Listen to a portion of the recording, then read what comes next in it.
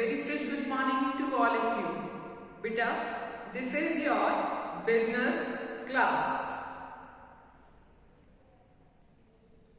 As you know, we are doing chapter number 9. Chapter name is Financial Management.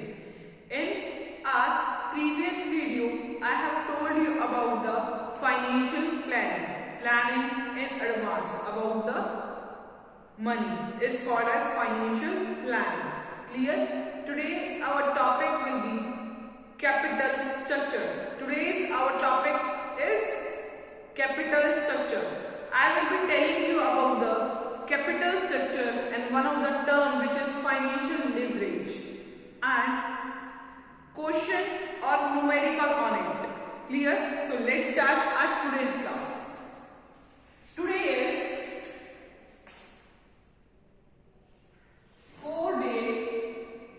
1st month 2021. Is it visible to you, bacha? No, na? So we should put line here. Look, let's start. Visible?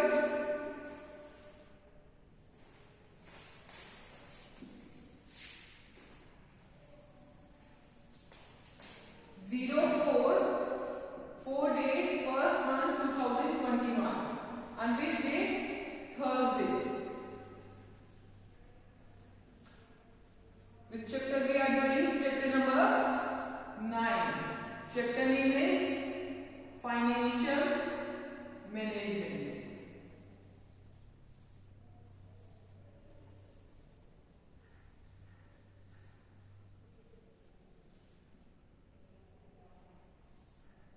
Clear?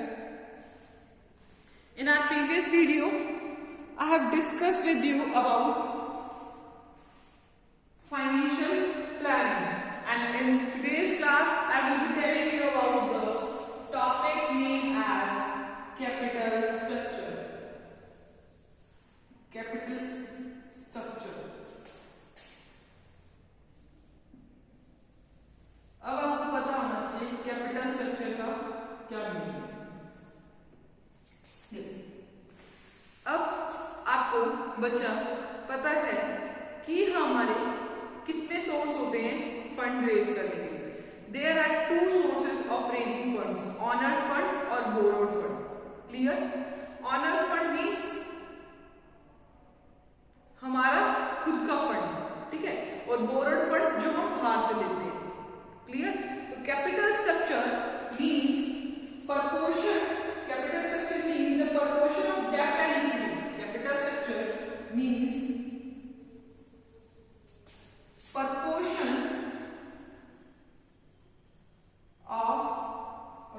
of debt and equity.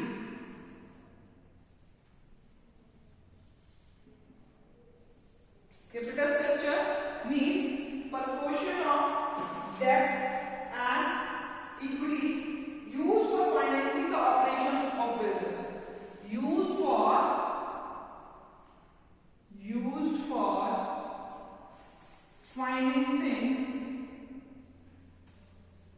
Used for financing the operation of business.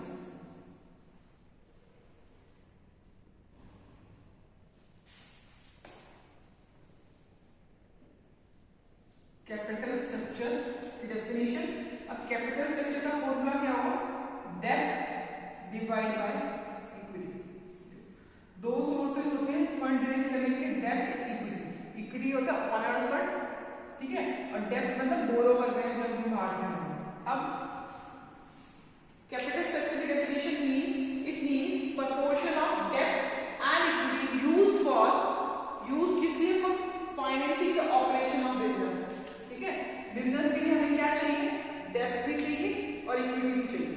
ठीक है, अब आपके mind में question raise हो रहा होगा कि क्या हम अपनी कंपनी डेट के साथ बना सकते हैं? क्या आंसर होगा हमारा? यस, बना सकते हैं। क्या हम अपनी कंपनी सिर्फ इक्विटी से बना सकते हैं? हाँ, हम अपनी कंपनी इक्विटी से भी बना सकते हैं, बट इन दोनों का कॉम्बिनेशन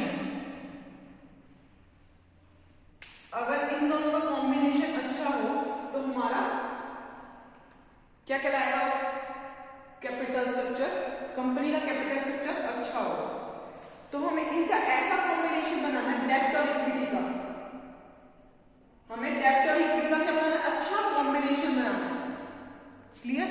अभी मैं बताऊंगी क्या रीजन है हमें डेब्ट और इक्विटी दोनों चाहिए होते हैं, इसका कॉम्बिनेशन चाहिए होगा। मैं डेब्ट, अगर मेरी कंपनी में पूरा डेब्ट हो जब भी मेरी कंपनी चलेगी, मेरी कंपनी में इक्विटी हो जब भी मेरी कंपनी चलेगी। बट हमें इन दोनों का कॉम्बिनेशन बनाना है अपनी कंपनी को टाइम पे बनाते टाइम। ठीक है? तो कैपिटल स्ट्रक्चर क्या होता है? डेब्ट और इक्विटी। ठीक है? अब डेब्ट का मतलब क्या होता है? डेब्ट मतलब लोन लेना, बाहर से लोन लेना, ये डिबेंचर लेना। लोन का मतलब क्या होगा?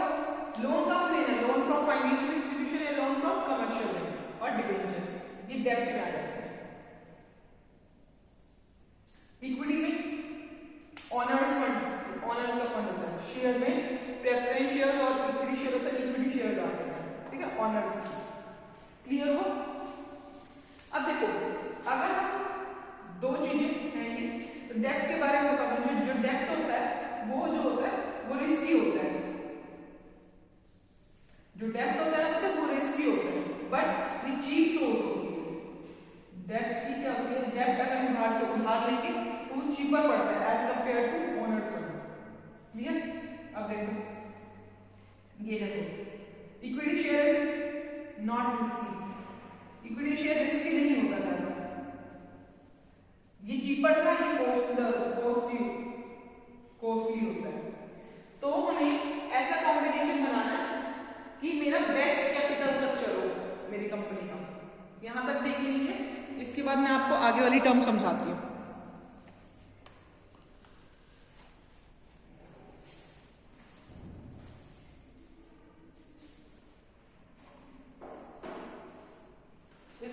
इसमें नॉट रिस्की तो नहीं बोल सकते, एक बार यहां भी देखना, ये रिस्की ये ज्यादा होता है, बट ये रिस्की होता है, लेस रिस्की होता है। क्लियर?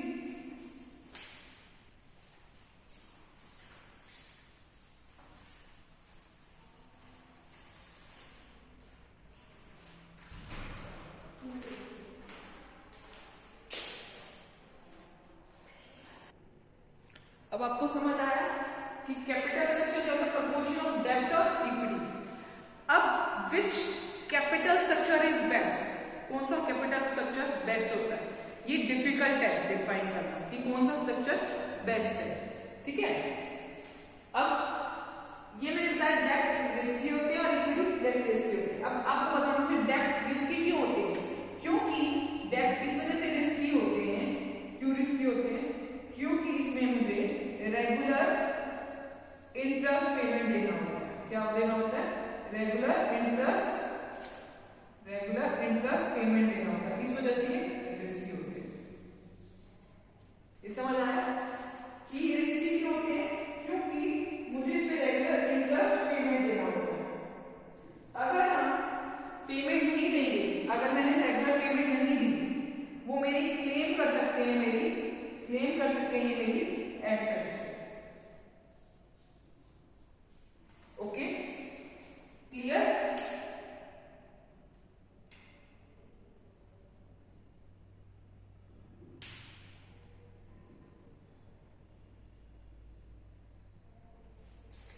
ठीक है? और जो इक्विटी होती है वो क्या होते हैं? जो इक्विटी होती है वो सेफ सिक्योरिटी होती है फ्रॉम द कंपनी साइड। क्या होती है? सेफ सिक्योरिटी होती है फ्रॉम द कंपनी साइड।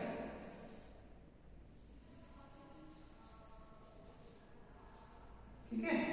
तो आप ये बोलोगे, ये डेफिनेशन लिखोगे, उसके बाद ये लिखोगे कि हमें डिफाइन करना मुश्किल है कि कैपिटल स्ट्रक्चर कैसा अच्छा होता है, और उसमें आप ये बताओगे कि डेब्ट और इक्विटी दोनों डिफर करते हैं किस चीज में?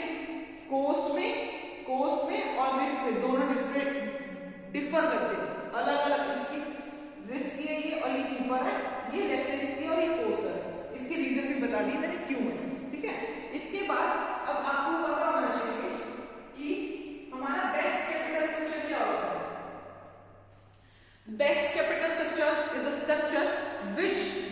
maximize the wealth of equity shareholder, which maximize the wealth of equity shareholder.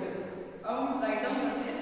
A best capital structure is one which maximize the wealth of equity shareholder. A best capital structure is one. A best capital structure. Best capital structure क्या होगा? जो maximise करे wealth of equity share. Best capital structure is one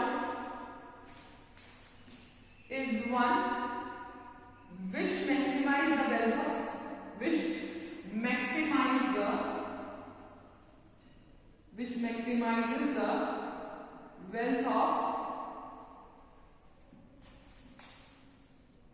which maximizes the wealth of equity shareholder.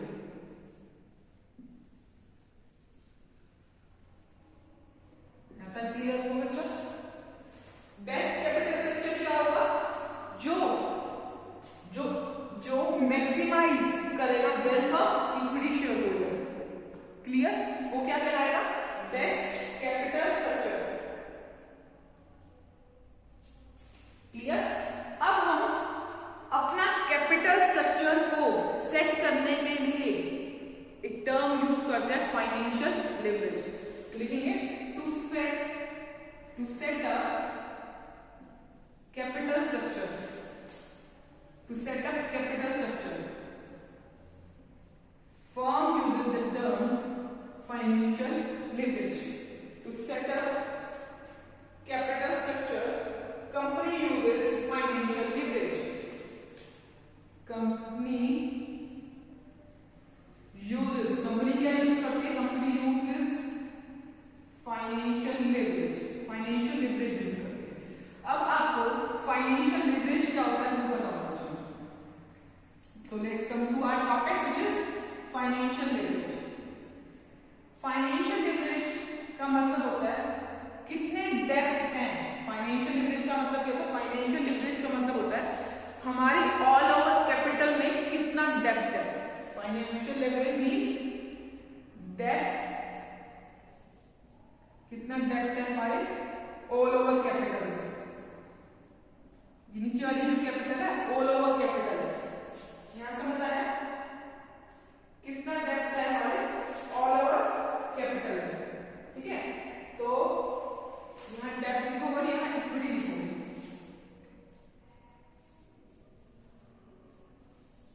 ठीक है, financial leverage का मतलब refers to proportion of डेप्ट.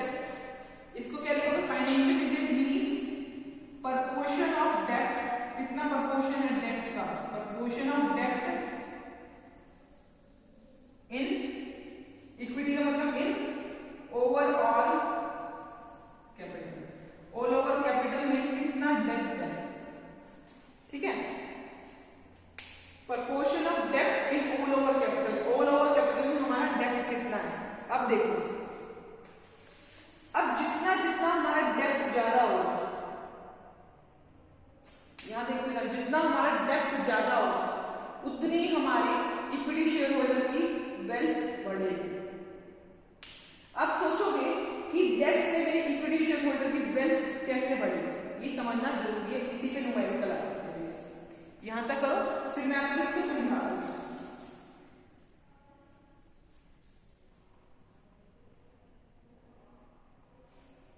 ठीक है, अब देखो मैं इसी को समझा रही हूं डेप्ट के बारे में. डेप्ट जो होता है, मैंने बताया जितना डेप्ट होगा उतनी मेरी अर्निंग ज्यादा होगी. मतलब वेल्थ जो है इक्विटी शेयर होल्डर की बढ़ेगी. लिखूंगी डेप्ट इंक्रीजेस द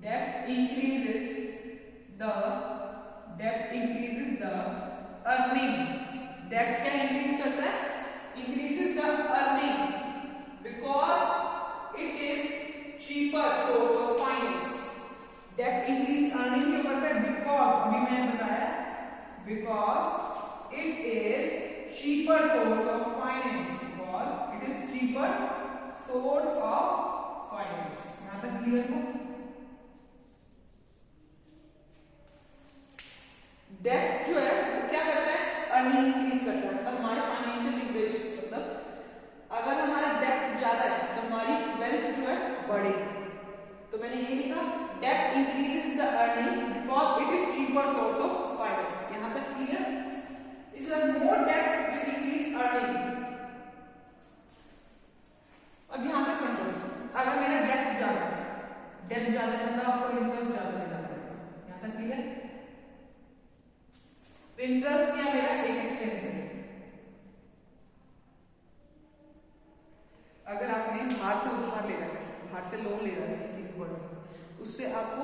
इंटरेस्ट ज्यादा देना पड़ेगा, आप इंटरेस्ट ज्यादा दोगे। अगर इंटरेस्ट ज्यादा दोगे तो ये आपके एक्सपेंसिव होगा, एक्सपेंसिव आने की वजह से आपका जो प्रॉफिट होगा वो कम आएगा। यहाँ तक समझ आया? डेट ज्यादा है, इंटरेस्ट ज्यादा दोगे, जिसकी वजह से प्रॉफिट कम होगा। अगर प्रॉफिट कम आएगा तो हमें इनकम टैक्स भी कम पे करना पड़ेगा। यहाँ तक क्लियर हो? प्रॉफिट कम आएगा तो आपको इनकम टैक्स भी कम पे करना पड़ेगा, जिसकी वजह से आपकी कुछ इनकम जो है इनकम टैक्स से कम पे करना पड़ेगा, जिसकी वजह से आपकी कुछ इनकम जो है वो सेव होगी। जो इनकम सेव हुई वो आप किसको दे देते हो? शेयर होल्डर्स को दे देते हो। तो आपकी क्या हुआ? इनकम टैक्स सेव होने के बाद इनकम सेव हुई, जिसकी जो इनकम आप शेयर होल्डर को दे देते हो, मतलब डेट की वजह से शेयर होल्डर को फर्क पड़ा ना, ये बताना चाहते हैं। क्लियर हुआ यहाँ पे? अब देखिए, अब more debt will increase, more debt will increase earning only, but एक शर्त है, एक कंडीशन है मेरी कि मेरी जो डेट है वो अर्निंग जब ही बढ़ाएगा। मोर डेट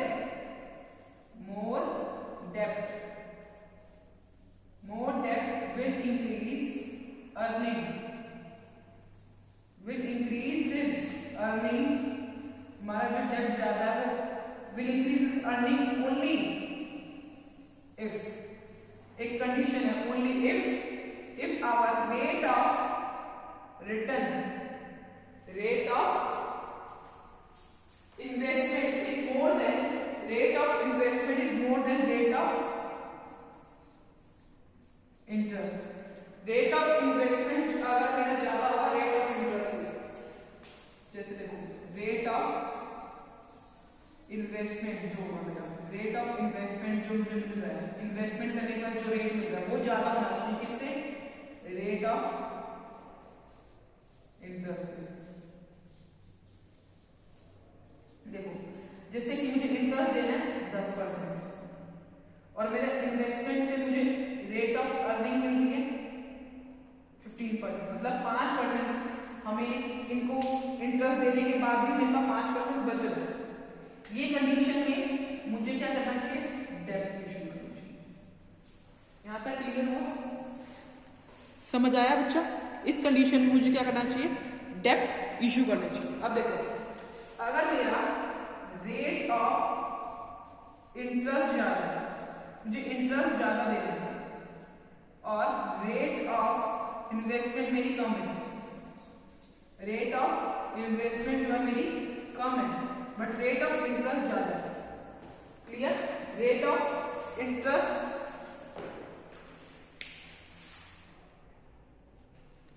क्लियर? अब जो अगर मेरा रेट ऑफ इंटरेस्ट हो 15% और मुझे मिल रहा है 10% और मुझे देना है 15%, अगर मुझे मिल रहा है 10% और मुझे देना है 15%, तो इसमें आप डेट इशू नहीं करोगे।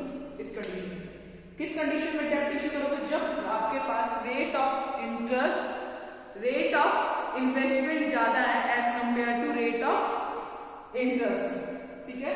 और आपको मैंने बताया कि अगर हम डेट इशू करेंगे तो हमारी अर्निंग बढ़ेगी। डेट इशू करेंगे, अर्निंग कैसे बढ़ेगी? अगर डेट इशू कर रहे हैं तो इंटरेस्ट पे करना पड़ता है। इंटरेस्ट जो है हमारा एक्सपेंस है, डेबिट साइड में आएगा, जिसकी वजह से हमारा प्रॉफिट कम होगा। प्रॉफिट कम होने के बाद मुझे इनकम टैक्स, जो मैंने टैक्सेबल इनकम होती है, ठीक है, वो कम जाएगी, जिसकी वजह से मेरा इनकम सेव होगा। जो इनकम सेव होगा मैं शेयर होल्डर को दे सकती हूँ, मतलब हमारी अर्निंग बढ़ जाएगी। यहाँ तक क्लियर होगा? तो बेस्ट कैपिटल स्ट्रक्चर कौन सा होता है? जिसमें जो इंक्रीज करे wealth of equity share holder. Clear? देखिए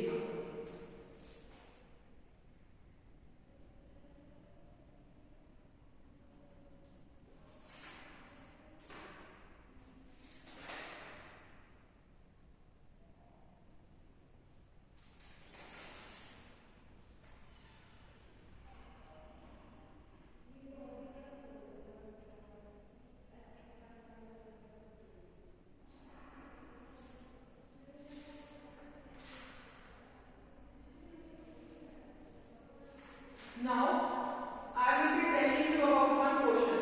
मैं आपको एक क्वेश्चन करवाने वाली हूँ जो बच्चों को समझ नहीं आता, अगर आपको ये कंसेप्ट समझ आ गया होगा तो वो क्वेश्चन भी इजीली आप समझ लेंगे। मैं आपको क्वेश्चन करवाती हूँ। ओके बच्चा, क्लियर? देखिए बच्चा, मैंने बोर्ड पे एक क्वेश्चन लिख रखा है, आपको मैं क्वेश्चन रीड आउट कर देती हूँ अगर आपको दिखाई नहीं दे रहा है तो। टोटल कैपिटल है 50 लाख, टोटल कैपिटल कितनी है 50 लाख, इक्विटी कैपिटल है 50 लाख और 10 रुपी पर शेयर है। The 50 lakh divide by 10 rupee share is 5 lakh shares. डेप्ट जो है इसमें नील है डेप्ट, क्लियर? अब देखो टैक्सेबल रेट जो है 30% है, अर्निंग बिफोर इंटरेस्ट कितना अर्निंग, ये क्या ईबीआईटी मतलब earning before interest and tax is 7 lakh. तीनों की यही सिचुएशन है, तीन सिचुएशन है 1 2 3, ठीक है? सेकंड सिचुएशन में इक्विटी कैपिटल जो है 40 लाख है, ठीक है? और अगर ये 40 लाख रुपीज है, इक्विटी कैपिटल अगर 40 लाख रुपीज है, मतलब 4 लाख शेयर में 10 रुपी पर शेयर के अकॉर्डिंग 4 लाख शेयर है, अब 30 लाख है मींस 3 लाख शेयर है।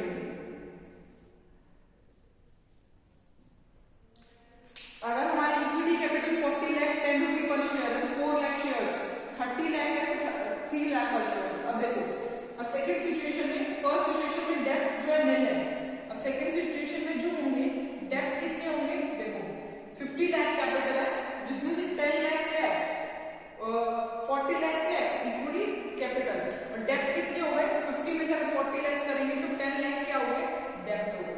समझ आया? डेप्ट निकालने का तरीका ये नहीं लिखा होगा, ऐसे निकालोगे, टोटल कैपिटल में से इक्विटी कैपिटल माइनस करोगे तो डेप्ट आ जाता है, ठीक है? सेकंड सिचुएशन में डेप्ट कितने हैं, थर्ड सिचुएशन में डेप्ट कितने हैं, टोटल कैपिटल है 50 लाख, थर्ड सिचुएशन में 30 लाख इक्विटी है, मीन डेप्ट कितने हुए 20 लाख डेप्ट हुए। अब आप इस सिचुएशन में देखोगे कि जहां पर मैंने अभी कहा दिखाया, जहां जहां डेप्ट ज्यादा होंगे वहां से मेरी अर्निंग पर शेयर ज्यादा होगी। यही सिखाया था अभी तक, मेरे डेप्ट जहां ज्यादा होंगी वहां मेरी अर्निंग ज्यादा होगी, पर एक कंडीशन होगी जहां पर रेट ऑफ इन्वेस्टमेंट मोर होगा रेट ऑफ इंटरेस्ट, ठीक है? ये देखते हैं। अब सिचुएशन, इस सिचुएशन से आपको पुराने वाला टॉपिक क्लियर हो जाएगा। अब देखिए, पहला है यानी कि earning before interest and tax, आप ब्रैकेट में लिख दोगे earning before interest and tax, earning before interest and tax is 7 lakh. तीनों सिचुएशन में earning before interest and tax is 7 lakh, clear? 7 lakh लिख दिए। अब देखिए earning before interest and 7 lakh हो गई, इसके बाद आपको इंटरेस्ट डिडक्ट करना है। इंटरेस्ट किस पे देते हैं, डेप्ट पे देते हैं। फर्स्ट सिचुएशन में डेप्ट क्या है, नील है, तो इसमें कोई भी इंटरेस्ट पे नहीं करेंगे, ठीक है? सेकंड सिचुएशन में डेप्ट कितने 10 लाख है, ये हमने निकाला 10 लाख है डेप्ट, ठीक है? अब 10 लाख पे कितना परसेंट डेप्ट दे दो, 10 लाख पे 10% देना है। इसमें एक और पॉइंट भी दे रखा है इंटरेस्ट ऑन डेप्ट, जो इंटरेस्ट ऑन डेप्ट जो है वो 10% है, ठीक है? तो 10 लाख का 10% कितना होगा, निकाल के देखो 1 लाख होगा ना, ठीक है? 1 लाख, यहाँ 1 लाख है। अब नेक्स्ट देखो 2 लाख 20 लाख रुपीज है डेप्ट थर्ड सिचुएशन में, और 10% 2 लाख का 20 लाख का 10% निकालोगे तो 2 लाख आ जाएगा। निकालना आता है, देखो कैसे निकालोगे, 20 लाख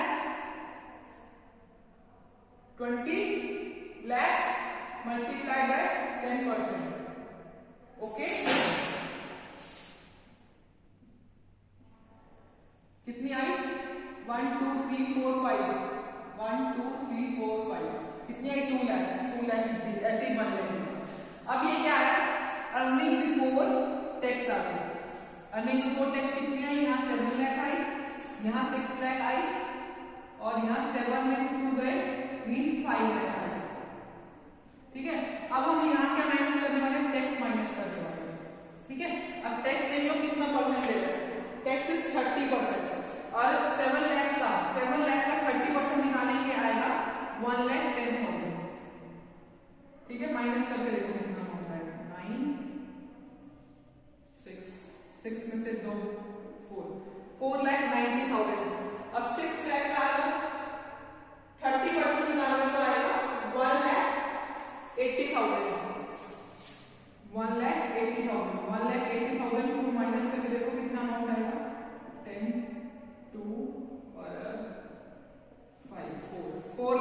20,000। अब 5 लाख का 30%, 5 लाख का 30% कितना आएगा देखो, 5 लाख का 30% आता है 1,50,000। इसको माइनस करोगे 3,50,000, यहां तक आ गए। अब देखो क्या है, ये क्या है, अर्निंग बिफोर टैक्स था, अर्निंग बिफोर टैक्स था, तो बिफोर टैक्स था तो टैक्स माइनस करने के बाद क्या आएगी, earning after tax, earning after tax. ये अमाउंट जो आएगी मेरी क्या आएगी, अर्निंग आफ्टर टैक्स, ठीक है। अर्निंग आफ्टर टैक्स आने के बाद आपको यहाँ लिखोगे अर्निंग की क्या आएगी, earning after tax. Earning after tax के बाद निकालना होता है अर्निंग पर शेयर, क्या निकालना होता है, earning per share. Earning per share कैसे निकलता है, earning after tax divide by number of equity shares. Clear. अब देखो earning after tax is 4,90,000 divide by number of equity share. Number of equity share कितने थे, 5 लाख थे पहले सिचुएशन में, 5 लाख, ठीक है। अब ये 4,20,000 divide by number of equity share किसमें कितने थे, 4 लाख। समझ आया कैसे निकालना है। उसके बाद 3,50,000 divide by number of equity share, number of equity share कितने थे इसमें, 3 लाख। यहाँ पे क्लियर हो। अब इसकी अर्निंग पर शेयर निकालो, कितना आएगा, 0.98, 1.05 और नेक्स्ट वाले जो होता है 1.16। अब आप एक सिचुएशन देखोगे जिसमें डेप्ट ज्यादा होंगे ना, वही उसकी अर्निंग पर शेयर ज्यादा आएगी, अर्निंग पर शेयर उसकी जगह जिसमें डेप्ट ज्यादा होगा। किसमें डेप्ट ज्यादा थे, किस सिचुएशन में डेप्ट ज्यादा थे, थर्ड सिचुएशन में, थर्ड सिचुएशन में डेप्ट ज्यादा थे, तो आप देखो अर्निंग ज्यादा आ रही है। जिस सिचुएशन में डेप्ट ज्यादा है वहां क्या आ रही है, अर्निंग ज्यादा आ रही है। ये देखा हमने। इसमें मैंने बोला था एक कंडीशन होगी जब मेरा रेट ऑफ इन्वेस्टमेंट ज्यादा होगा, रेट ऑफ इन्वेस्टमेंट ज्यादा होगा रेट ऑफ रिटर्न से, और रेट ऑफ इन्वेस्टमेंट ज्यादा होगा रेट ऑफ इंटरेस्ट से, ठीक है। उस सिचुएशन में ये कंडीशन होगी। तो हम ये देख लेते हैं कि अब हमारा रेट ऑफ इन्वेस्टमेंट कितना है ना, हमें पता होना चाहिए रेट ऑफ इन्वेस्टमेंट कितना है। देखो रेट ऑफ इंटरेस्ट तो दे रखा है 10%, ये तो 10% दे रखा है। अब हमें पता होना चाहिए कि क्या मेरा रेट ऑफ इन्वेस्टमेंट ज्यादा आ रहा है, जो मेरी सिचुएशन ऐसी है, तो रेट ऑफ इन्वेस्टमेंट निकालने का फॉर्मूला, रेट ऑफ इन्वेस्टमेंट निकालने का फॉर्मूला देखो क्या होता है। फॉर्मूला होता है earning before interest and tax. Earning before interest and tax is 7 lakh divide by total investment, divide by total investment. Total investment से मुझे अर्निंग निकालनी है ना, तो earning before interest and tax, earning before interest and tax total investment multiply by 100। Earning before interest and tax का situation में 7 लाख है, 7 लाख, और टोटल इन्वेस्टमेंट कितनी है हमारी, टोटल कैपिटल लगा लो कितनी है, 50 lakh, clear, multiplied by 100, okay. 1 2 3 4 5, 1 2 3 4 5, ये कट हो गया, कट 5 और 2 मींस 14%, यहाँ आ रही है 14%। तो ये कंडीशन हमारी फॉलो हो रही है कि रेट ऑफ इन्वेस्टमेंट ज्यादा है रेट ऑफ अर्निंग से। अगर रेट ऑफ इन्वेस्टमेंट ज्यादा है रेट ऑफ अर्निंग से, मतलब हम हमारा इंटरेस्ट पे कर सकते हैं हमारी इन्वेस्टमेंट के रेट से, क्लियर। इस वजह से जिस सिचुएशन में डेप्ट ज्यादा होंगे उस सिचुएशन में अर्निंग ज्यादा होगी। बच्चों के माइंड में रहता है जिस सिचुएशन में डेप्ट ज्यादा होंगे हमें इंटरेस्ट ज्यादा देना पड़ेगा तो अर्निंग कम होगी, नहीं, जिस सिचुएशन में हमारे डेप्ट ज्यादा होगा उस सिचुएशन में अर्निंग ज्यादा होगी। ये फुल टू प्रूव है। देखो पहली सिचुएशन में हमने डेप्ट नहीं लिए, फिर दूसरी सिचुएशन में हमने डेप्ट लिए, फिर तीसरी सिचुएशन में हमने डेप्ट लिए और ज्यादा डेप्ट लिए, क्लियर। जिस सिचुएशन में सबसे ज्यादा डेप्ट है उसकी अर्निंग 1.16 है, जिसमें कम थे इसकी 1.01। जिस सिचुएशन में डेप्ट है ही उसकी अर्निंग है 0.05 98। और कौन सा कैपिटल स्ट्रक्चर अच्छा होता है? वो कैपिटल स्ट्रक्चर अच्छा होता है जो मैक्सिमाइज करे wealth of equity share holder. So कौन सा कैपिटल स्ट्रक्चर अच्छा हुआ इसमें? थर्ड सिचुएशन अच्छी हुई। ये समझ आया? देखो ये आपकी बुक में पेज नंबर 392, कौन से पेज नंबर पे? 392 पे गिवन है, ठीक है। आप इसको सॉल्व करने की कोशिश करेंगे, ठीक है। ये मैंने करवा दिया है सॉल्व। एक क्वेश्चन और आपकी बुक में दे रखा है पेज नंबर 393 पे, ये सॉल्व खुद करेंगे आप अपने नोटबुक में। 392 वाला तो मैंने आपको करवा दिया है, 393 वाला खुद करेंगे। इसके बाद हम फैक्टर्स करेंगे, क्लियर? जब तक आप ये रिवाइज करें। थैंक यू बच्चा, वेरी गुड।